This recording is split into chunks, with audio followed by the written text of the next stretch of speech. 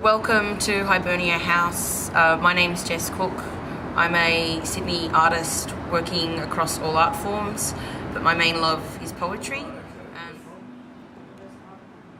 And I've had my studio, Token Imagination, in this building now for 7 years. And I used to work here with a collective. It's a very creative space. There's about 100 artists on average that work here, and that always ebbs and flows.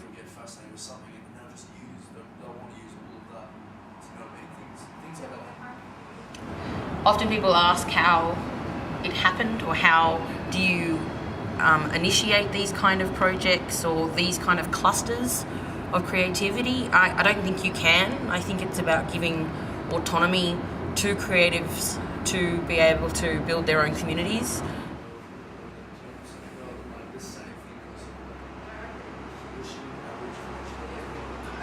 This is a poem that it's the first chapter of a piece called How Do You Turn a Poem into Ink that was published in 2009 by Affirm Press. It's about a local poet, Shafiq Ataya, and the journey that we shared together in the process of writing this poem.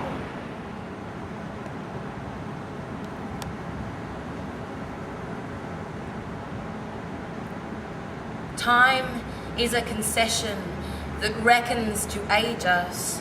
Our shell of a costume has maps of our travels. They've been wrapped and wrinkled like a pocketed train ticket.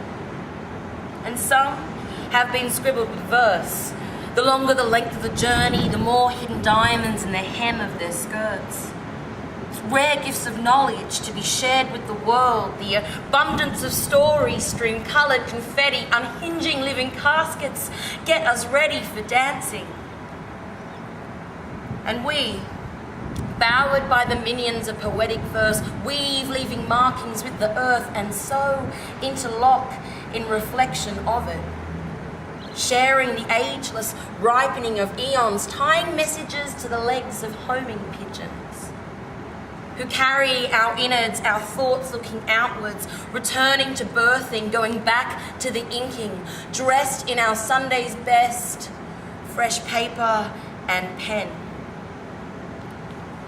Time is a reduced fare of life, and when we die, we shall dance and celebrate the spirit sent to higher means. Leave the shallow skeleton between the bookends. The dust shall pass between us.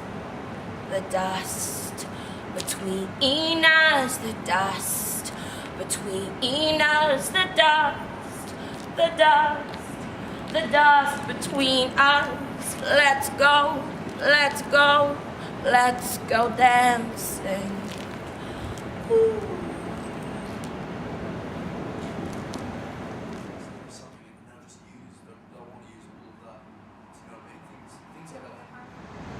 As a practicing artist, I pretty much see myself as a poet, but if you say that, typically people really do think of, your 19th century poet, as that seems to be what's kind of instilled in people's brain, at least in the Australian syllabus. It's a little bit different since I was at school, and now they are looking more at multimedia within even English studies. But personally, my interests go from visual art to music to interactive sculpture to complete conceptual design and shifting environments, public art. But the common thread amongst all of those interests is my love of language. So